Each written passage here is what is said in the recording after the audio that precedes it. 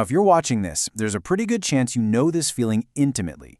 You get home from a seemingly fine day at work, the door closes behind you, and you just immediately collapse onto your bed. You're completely drained. It's this invisible, incredibly heavy exhaustion that makes you feel like you're tired of simply existing right now. Well, today, we're going to unpack exactly what is happening to your brain, and much more importantly, how to actually survive it using a highly structured 3-stage protocol. So here is our roadmap for today. First, we'll look at the hidden battery drain, then the social mask. After that, we'll dive into the protocol itself. Stage 1 is social fasting, Stage 2 is the zero decision protocol, and Stage 3 is deep biological rest. And finally, we'll wrap up with surviving your winter. Let's get right into it.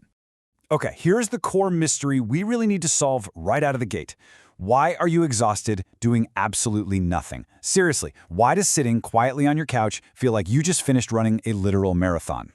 Society absolutely loves to slap labels on this state, right? They'll tell you you're just lazy or undisciplined, or my favorite, that you should just go outside and move your body. But let me be perfectly clear about this. This has absolutely nothing to do with willpower.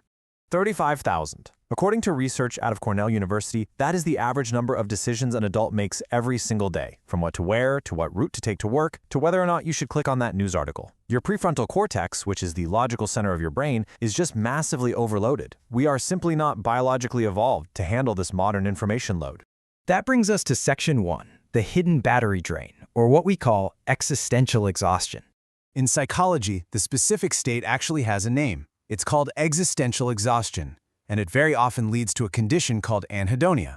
Now, this isn't just sadness, it's actually much more frightening than that. It's a profound emptiness.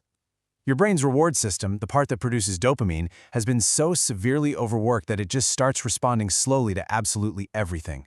Things that used to excite you, like a favorite movie or a night out with friends, now elicit zero chemical reaction.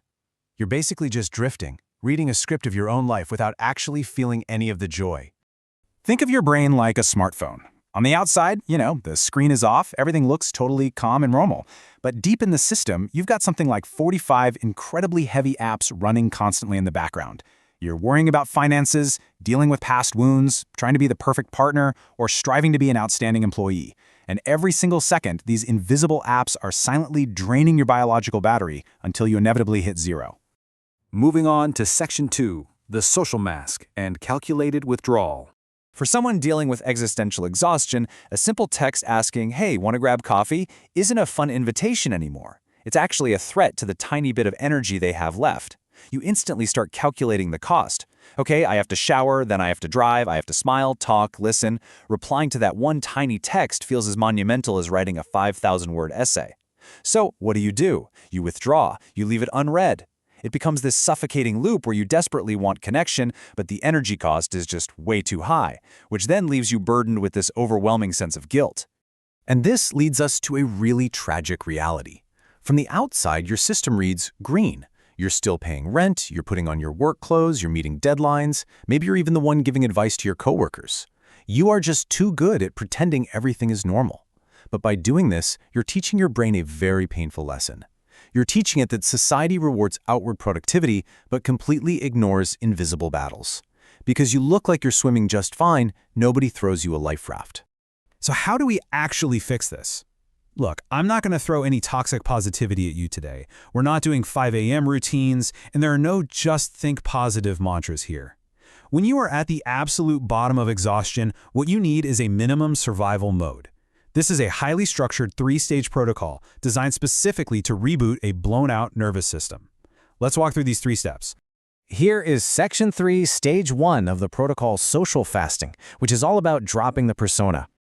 The famous psychologist Carl Jung talked extensively about this idea of the persona. Basically, it's the social mask we wear to function in the day-to-day world.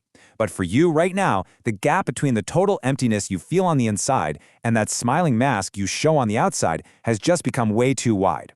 Every forced smile, every cheerful emoji you type out while secretly wanting to collapse, it burns a massive amount of cognitive energy. It's like you're an actor who is literally never allowed to leave the stage. So the very first solution is to take that mask off. Just like your digestive system occasionally needs a break, your nervous system desperately needs a period of social fasting. Give yourself full permission to go on an emotional strike. You need to set clear, firm boundaries. Tell your loved ones, hey, my battery is really low right now. I need to go offline and keep to myself for a bit. It's not about you. Put your phone on Do Not Disturb after 8 p.m. I promise you, the world will actually keep spinning if you hit pause. Your only job right now is simply to survive. Next up is Section 4, Stage 2, the Zero Decision Protocol. This is where we remove the chaos. Remember those 35,000 decisions we talked about earlier? Yeah, we need to drop that number as close to zero as humanly possible.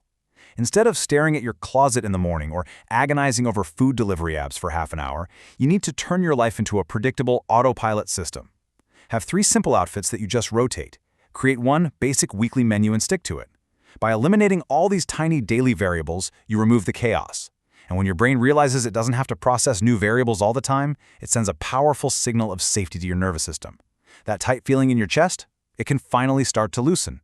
Which brings us to Section 5, Stage 3, Deep Biological Rest. This is all about true biological repair. So 90% of exhausted people fall right into a massive trap. When you're tired, what do you usually do? You lie in bed and doom scroll for 4 hours. Neurologically speaking, that is what we call junk rest. Sure, your physical body is still, but your eyes are processing fast blue light and intense sounds, causing these really erratic dopamine spikes.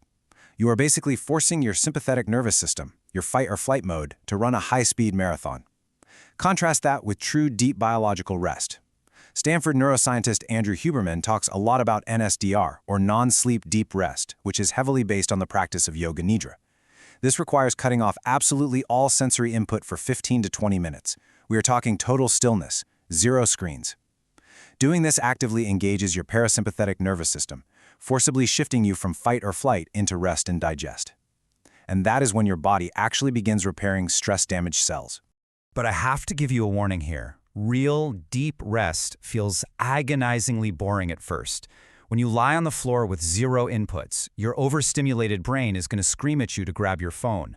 Let it scream. Whatever you do, don't react. If you can push through just 5 minutes of that acute discomfort, a profound biological shift begins to happen. Your heart rate slows down, your blood pressure drops, and you actually finally begin to recharge.